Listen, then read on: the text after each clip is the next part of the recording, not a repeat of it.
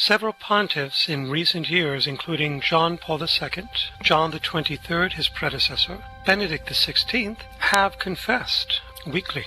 Now, it doesn't mean that they do so because they are sinning weekly. Rather, it keeps them heightened in their awareness and in their spontaneity to God's grace, that is, in responding to God's grace.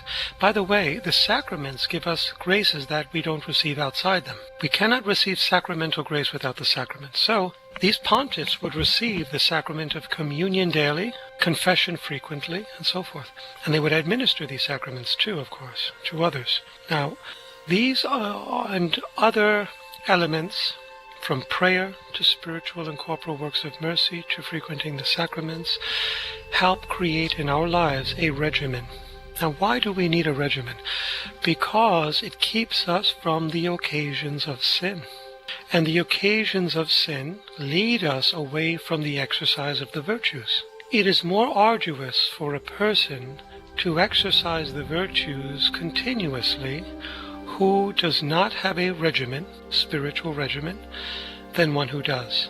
One who does not have a spiritual regimen, a daily routine of prayer, works, will eventually fall into sin. Jesus tells this to his mystics.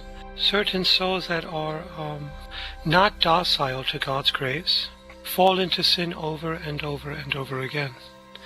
Because, one, they're not open to God's grace, and even though they are not deliberately, explicitly refusing God's grace, their lack of a spiritual regimen is doing that for them.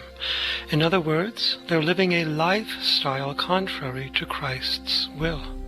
And these individuals will always fall into sin eventually.